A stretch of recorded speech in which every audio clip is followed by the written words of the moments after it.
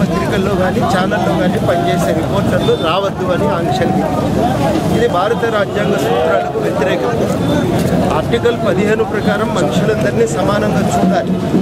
అసమానతల్ని ఇప్పుడు గుర్తిస్తారంటే అనివార్యమై బలహీనమైన వర్గాలకు కొంత న్యాయం చేకూర్చడానికి మాత్రమే కొంత ప్రత్యేకంగా చూసే అవకాశం రాజ్యాంగం ప్రకారం ఉంది.